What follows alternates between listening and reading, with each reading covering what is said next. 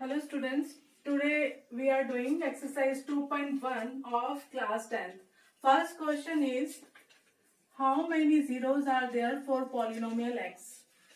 Polynomial x के लिए कितने जीरोस है? तो इसके लिए एक सिंपल फंडा, एक छोटा सा ट्रिक है कि वी विल जस्ट सी, जिस पॉलिनोमियल के लिए हमारे पास कोई क्वेश्चन पूछा जाएगा, we will see that axis, हमने उस एक्सिस को एक बार देखना है. अभी ये question is there for x polynomial, तो पॉलिनोमियल एक्स के लिए तो we will see the x axis. तो एक्स एक्सिस पे हमने देखा फर्स्ट क्वेश्चन में ग्राफ इज लाइक दिस. तो हमारे पास में जो ग्राफ है, हमने देखना है कि एक्स एक्सिस पे वो कितनी बार टच हो रहा है. तो in first question it is not touching even once, वो एक बार भी टच नहीं हो रहा है. तो हमारे फर्स्ट क्वेश्चन का आंसर है नो जीरो. ठीक है. अभी जैसे वो इसका जो सेकंड क्वेश्चन है, मैं आपको एक एग्जांपल के लिए वैसे क्वेश्चन बता रही हूँ कि लाइक अगर ये ग्राफ इस तरह से हो, तो now I C the x axis again. How many zeros are there for polynomial x? Question is there again. तो अब हमने फिर से देखना है see the x axis. तो how many times it is touching the x axis? अब ये कितनी बार है? 1, 2, 3, 4, 5. It means 5 times it is touching the x axis. तो अभी कितने zeros हो गए यहाँ पे? 5 zeros. अब इसका कॉन्सेप्ट क्या है? Why we are doing like this? कि इस तरह से हम क्यों कर रहे हैं? एक्चुअल में पॉलिनोमियल x जीरो होने का मतलब है कि जो y is equal zero, it means polynomial x is equal zero, यानी x की कोई ऐसी वैल्यू जिसपे पॉलिनोमियल y जीरो होता है. ये आपकी 2.2 एक्सरसाइज के कॉन्सेप्ट है. तो इसको थोड़ा सा मैं यहाँ पे भी बताना चाहती हूँ कि polynomial x is equal zero, it means y is equal zero. अब y जीरो कहाँ पे होता है? y zero always on x axis. कि y जीरो कहाँ होता है? x एक्सिस पे y हमेशा जीरो होता है. तो so that I had asked कि we will see the x axis. जो पॉलिनोमियल जीरो बनाने के लिए बोला गया कि how many zeros are there for polynomial x, तो हम देखेंगे x एक्सिस, क्योंकि वहां पे y जीरो होता है.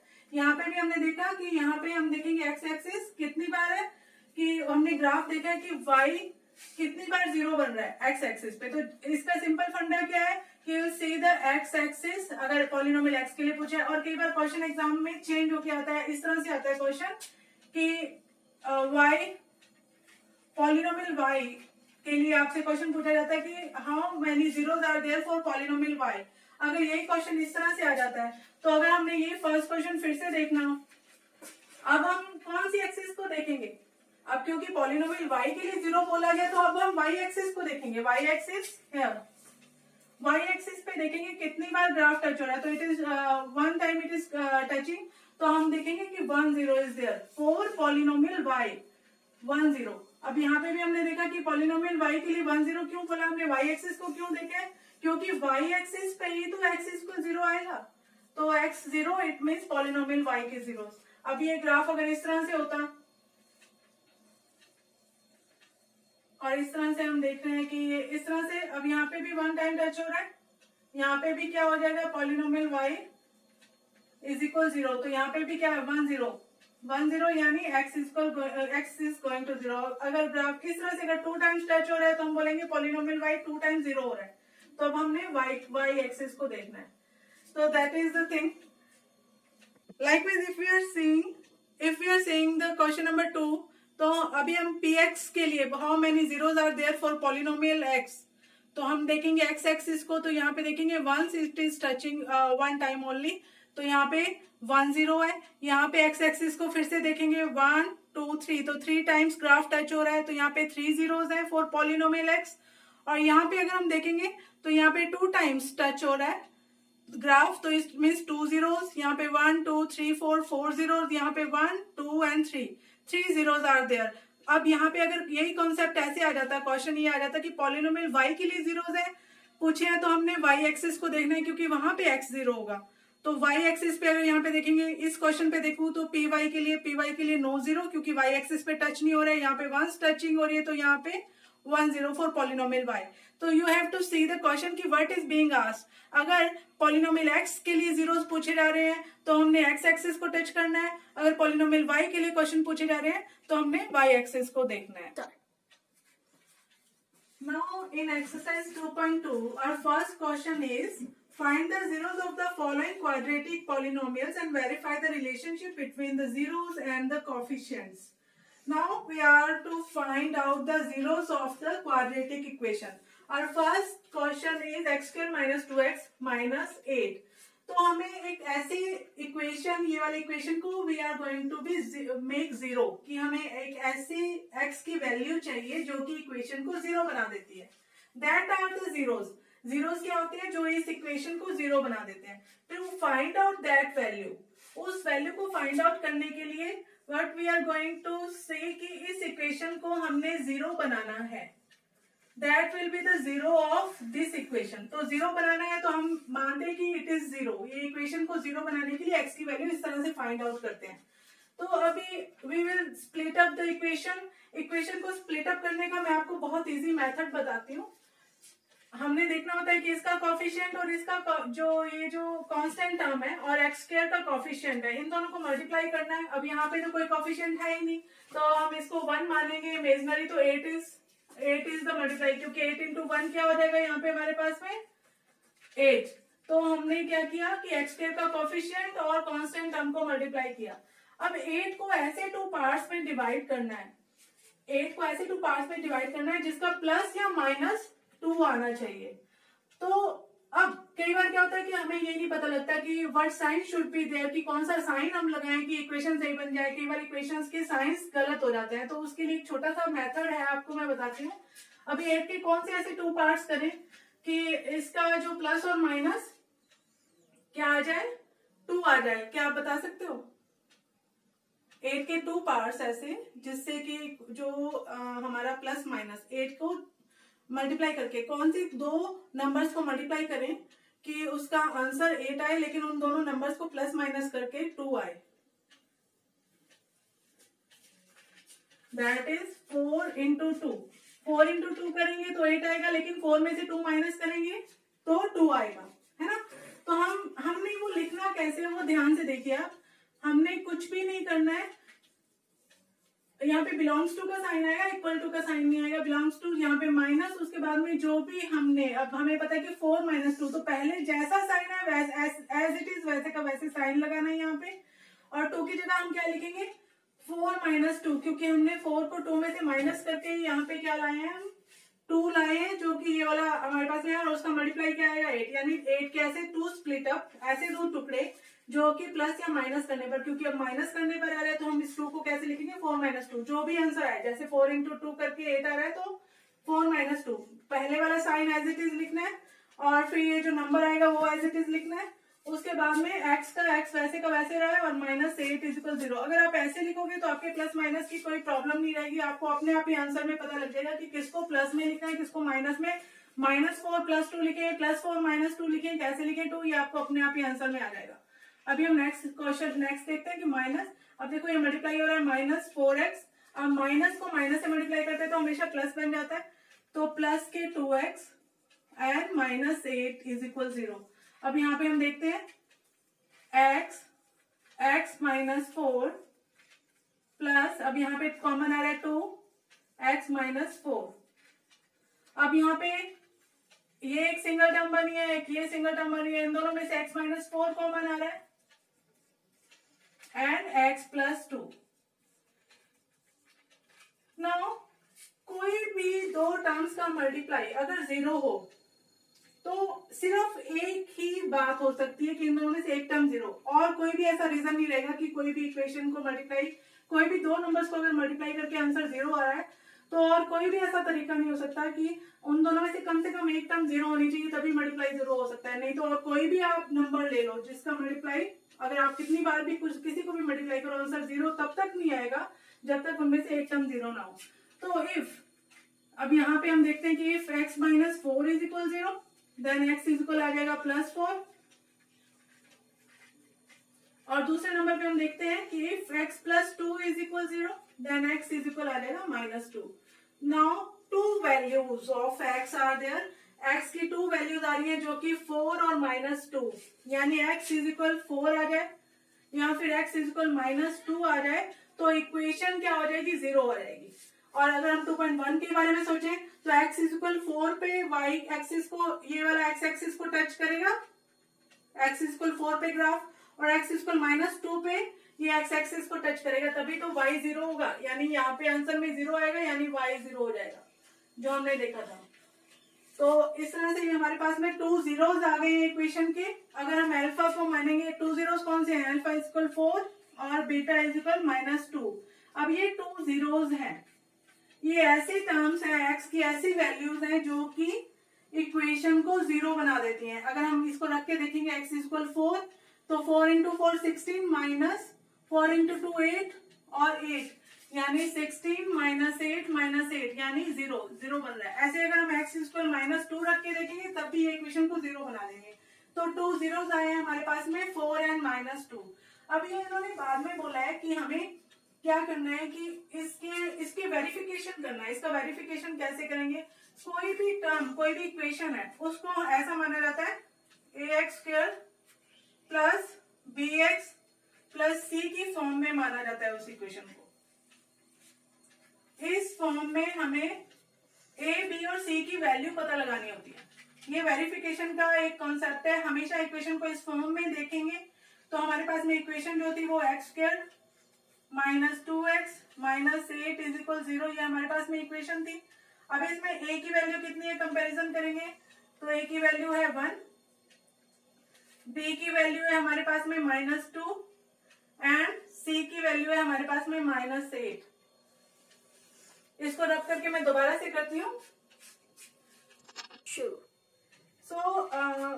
हमारे जो 2 zeros आए थे वो थे alpha is equal 4 and beta is equal -2, and after comparing the equation with the standard form, जो मैंने बोला था कि ये स्टैंडर्ड फॉर्म है, उसके अंदर हमने कंपैरिजन किया तो हमें पता लगा a इज इक्वल 1 है, b इज इक्वल -2 है, c इज इक्वल -8 है। अब कोफिशिएंट्स जो होते हैं, कोफिशिएंट x² का कोफिशिएंट a है। कोफिशिएंट्स का मतलब क्या होता है, जो कि मल्टीप्लिकेशन में हो, x² के मल्टीप्लिकेशन में a है, x के मल्टीप्लिकेशन में b है और कांस्टेंट टर्म c है। एक इसका एक वैल्यू बताई गई है कि अगर जो भी जीरोस होते हैं उसका अल्फा प्लस बीटा, यानी जो जीरोस होते हैं उनका सम। अब ये क्या है, क्वाड्रेटिक इक्वेशन के बारे में बात चल रही है। क्वाड्रेटिक इक्वेशन में जो 2 zeros आ रहे हैं उन दोनों का सम हमेशा क्या आता है, इक्वेशन के अंदर, जो हमारी इक्वेशन है उसके अंदर -b/a की वैल्यू के बराबर आता है। हम इसको चेक करेंगे, वेरीफाई करेंगे।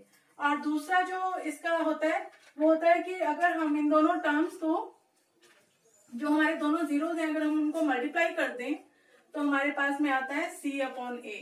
अब देखो अल्फा और बीटा तो हमने जीरोस फाइंड आउट किए हैं, 4 -2 है ना, और -b और a हमने इक्वेशन से निकाले हैं। अब इक्वेशन में जब हमने निकाले हैं a इज इक्वल 1 आया, b इज इक्वल -2 आया, तो we are just going to verify. अब अल्फा प्लस बीटा करेंगे, LHS लेफ्ट हैंड साइड देख रहे हैं, अल्फा प्लस बीटा से हमने वैल्यू फाइंड आउट किया 4 प्लस, अब यहाँ पे देखेंगे बीटा की जगह लिखेंगे -2, तो आंसर इज इक्वल 2 आया है। अब हम देखते हैं राइट हैंड साइड में भी सेम वैल्यू आती है, तो इसके लिए हम देखेंगे -b/a। अब b की वैल्यू कितनी आई है हमारे पास में, -2, तो हम लिखेंगे b की वैल्यू लिखी है हमने -2 और a की वैल्यू कितनी है 1, ठीक है। तो यहाँ पे हम देखेंगे माइनस प्लस, तो ये भी 2 आया, यानी हमारे पास में क्या आया, हमने वेरीफाई किया है कि sum of the zeros is equal to the -b/a, यानी कोफिशिएंट ऑफ x अपॉन में कोफिशिएंट ऑफ x² का नेगेटिव, तो नेगेटिव जो ऑफ b अपॉन में a। तो ये हमारा फर्स्ट जो वेरिफिकेशन ऑफ द जीरोस हुआ, जीरोस का verification, sum of the zeros will be equal to the -b/a। और जो सेकंड है हमारा वेरिफिकेशन हुआ है अल्फा इंटू बीटा, अल्फा फिर से हम लेंगे 4, बीटा हम लेंगे -2 जैसे कि गिवन है। आपको इसमें भी एक में मैथमेटिकली जो मिस्टेक्स हो जाती है, उसके लिए अगर आप जब भी वैल्यू पुट करो, अगर वैल्यू पुट करते हुए आप हमेशा ब्रैकेट्स का यूज करो, तो बहुत रेयर चांस होते हैं कि आपके पास प्लस माइनस की मिस्टेक्स हो। तो हमने क्या किया, 4 इंटू -2 यानी ये आया -8, ये हमारा हो जाएगा अल्फा बीटा, ये हमारा हो जाएगा लेफ्ट हैंड साइड। और उसके बाद में हम राइट हैंड साइड चेक कर रहे हैं, राइट हैंड साइड में हमने देखा c/a। अब c की वैल्यू कितनी है, c सी की वैल्यू ऑलरेडी -8 है और ए की वैल्यू 1, तो ये भी क्या हो जाएगा -8। तो हमने कॉफिशिएंट्स को लेकर, कॉफिशिएंट्स कौन से थे, A B, A x square का कॉफिशिएंट था, बी एक्स का कॉफिशिएंट था, सी कांस्टेंट टर्म, इनको टर्म्स को लेकर हमने अपने जीरोस का वेरिफिकेशन कर दिया कि सम ऑफ द जीरोस होता है -b/a और मल्टीप्लीकेशन ऑफ द जीरोस होता है c/a। तो ये हमारा फर्स्ट क्वेश्चन का फर्स्ट पार्ट था। Now as in this the second question of second part of the first question, it is 4s square minus 4s plus 1. So now again we are to find the zeros of the equation, zeros यानी इसको जो zero बनाते हैं, फिर हम क्या करेंगे, zeros check करने के लिए हमने क्या करना है, इसको ऐसी एस की वैल्यू निकालनी जो कि इसको जीरो बना देगी इक्वेशन को। तो जीरो चेक करने के लिए हम क्या करेंगे, इसके अगेन स्प्लिट अप करेंगे। तो हमने फिर से हम देख रहे हैं कि जो हमारा इस टाइम पे कॉफिशिएंट है ऑफ एस स्क्वायर है वो 4 है और जो कांस्टेंट टर्म है वो 1 है।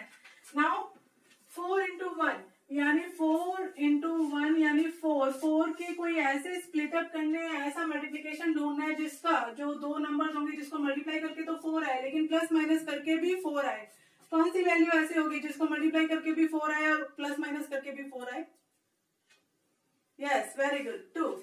तो 2 into 2 क्या हो जाएगा 4 और 2 plus 2 भी क्या हो जाएगा 4।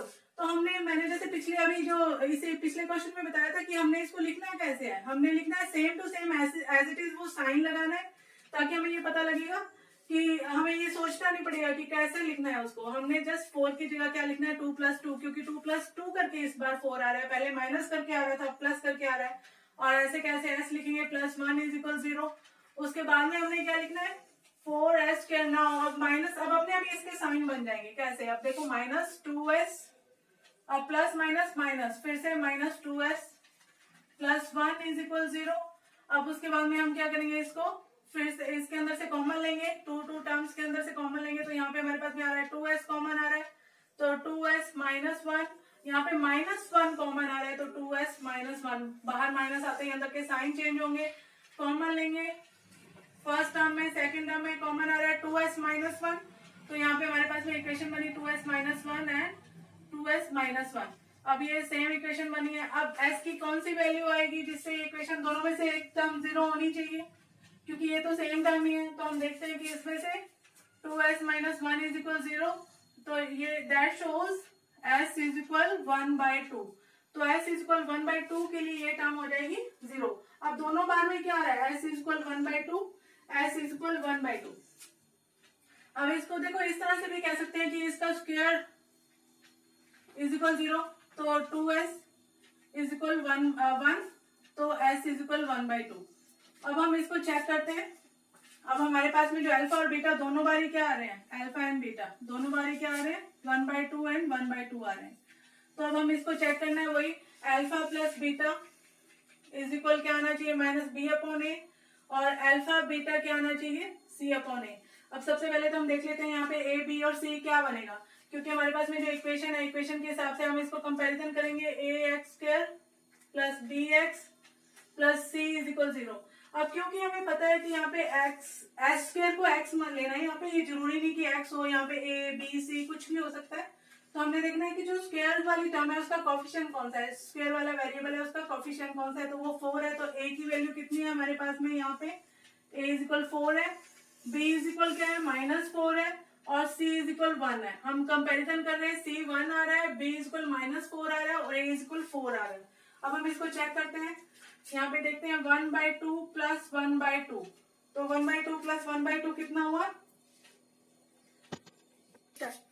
1/2 + 1/2 हमारे पास में कितना हो गया 1, या फिर इसको हम एलसीएम लेके देख सकते हैं 1 + 1, तो यानी आ जाएगा 2/2, तो ये हमारे पास में आ गया 1। अब इसके साथ में कंपैरिजन करते हैं -b/a के साथ में। हम -b/a की वैल्यू कितनी आ रही है, अब क्योंकि -b कितना है माइनस, अब b की जगह हम क्या लिखेंगे -4 और a की वैल्यू कितनी है 4, तो देखते हैं इट इज 4/4, ये भी क्या आ रहा है 1, तो हमने ये वेरिफिकेशन कर दिया। ऐसे ही अल्फा बीटा का वेरिफिकेशन करेंगे। अल्फा बीटा की वैल्यू कितनी है 1/2 × 1/2, क्योंकि हमारे पास में जो जीरोस आए हैं वो, तो ये आ गया 1/4 मल्टीप्लीकेशन में ऊपर से ऊपर मल्टीप्लाई होता है, नीचे से नीचे मल्टीप्लाई होता है। और इस टाइम पे अगर हम देखेंगे कि c बाई a कितना है, तो c की वैल्यू हमारे पास में 1 है और a की वैल्यू कितनी है 4 है, तो c बाई a भी क्या आ जाएगा 1/4। तो अगेन वेरीफाइड क्या हो गया, अल्फा प्लस बीटा की वैल्यू हमने प्रूव कर दी है कि माइनस b अपॉन a के बराबर है, और जो अल्फा बीटा की वैल्यू हमारे पास में आ जाएगी c अपॉन a के बराबर। तो दैट इज वेरी इजी। अब मैं इसका थर्ड फोर्थ क्वेश्चन आपको, थर्ड फोर्थ फिफ्थ क्वेश्चन, इसमें आप थोड़ा थोड़ा सा मैं आपको हिंट सबका दे देती हूँ। ये थर्ड क्वेश्चन है, इसमें थोड़ा सा ध्यान से देखना आप। थर्ड क्वेश्चन में जो प्रॉब्लम जो आपको दी हुई जो है हमारे पास में, मैं थोड़ा थोड़ा सा हिंट सबका दे रही हूँ। यहाँ पे जो थर्ड क्वेश्चन में खास चीज क्या है, तो दिस इज द क्वेश्चन। इसमें स्पेशल चीज ये है कि आपको यहाँ पे ये सिखाने की कोशिश की जा रही है कि अगर यहाँ पे इस तरह से कोई भी टर्म आ जाती है, जो इसमें हाईएस्ट डिग्री वाली जो वैल्यू होती है, हाईएस्ट के बाद में लोएस्ट, उसके बाद में लोएस्ट, ऐसे करके हमने करना है। तो ये असेंडिंग ऑर्डर में होना चाहिए, तो आप इसको अपने आप ही सही करके लिख देंगे यूं, इस तरह से। अब आपके पास में जो इक्वेशन बन रही है वो कैसे बन रही है, 6, आपके पास में कांस्टेंट टर्म है 3 और ये बन गई 6, ax² plus bx plus c का कंपैरिजन करेंगे तो फिर a की वैल्यू हमारे पास में आ रही है 6, b की वैल्यू आ रही है -7। कंपैरिजन बहुत इजी है, देखो ध्यान से इसको देखोगे, और c की वैल्यू आ रही है -3। और उसके बाद में हम अगर इसका स्प्लिट अप करना चाहेंगे, वेरीफाई करने के लिए पहले जीरोस तो फाइंड आउट करने ही पड़ेंगे, जो कि इस इक्वेशन को 0 बना रहे हैं। तो स्प्लिट अप में हमने क्या करना है, 6 इंटू 3 करेंगे। मैंने बताया ही था कि x² का जो कोफिशिएंट है उसको और साथ में कांस्टेंट टर्म को हमने मल्टीप्लाई करना है, तो that is 6 into 3 that is 18। तो 18 के लिए हमने क्या किया, 18 के ऐसे स्प्लिट अप। अब आप बताओ फिर से, 18 के ऐसे स्प्लिट अप, 18 के ऐसे टुकड़े जिसको मल्टीप्लाई करके तो 18 आए, लेकिन प्लस माइनस करके 7 आने वाला हो। जोर से बोलो। 9 और 2। Very good, nice. तो 9 और 2 ऐसे दो टर्म्स होंगे जिससे क्या हो जाएगा कि जो मल्टीप्लाई करके तो 18 आएगा और प्लस माइनस करके 7 आने वाला है, तो दैट इज 6x²। अब हमने लिखना कैसे है, देखो सेम, माइनस का माइनस लिखना है। 7 की जगह हमने क्या लिखेंगे, 7 की जगह 9 - 2, क्योंकि अब माइनस करके आ रहा है, कभी प्लस करके आ रहा है, कभी माइनस करके आ रहा है, तो हमने एज इट इज लिखना। हमने ये नहीं पता लगाना कि कौन सा प्लस में साइन लिखना है, कौन सा माइनस में साइन लिखना है। हमने तो जिस टर्म को ढूंढना है उस टर्म को एज इट इज लिख देंगे। प्लस में आ रहा है तो प्लस में लिख देंगे, माइनस में आ रहा है तो माइनस में लिख देंगे। और x -3 = 0, और उसके बाद में 6x² - 9x, और माइनस माइनस प्लस हो गया 2x। अपने आप ही ये 9 माइनस में और प्लस में 2 आ गया, तो हमें ये भी ढूंढने में कोई दिक्कत नहीं रहेगी। अब यहाँ पे हम इसके अंदर कॉमन लेंगे तो क्या आ जाएगा, 3 कॉमन आ रहा है, x कॉमन आ रहा है तो 2x - 3, और प्लस में 1 कॉमन आ रहा है 2x - 3, और उसके बाद में हमारे पास में 3x + 1 और दूसरा आ जाएगा 2x - 3 = 0। तो x की वैल्यू यहाँ पे, यहाँ तो ये टर्म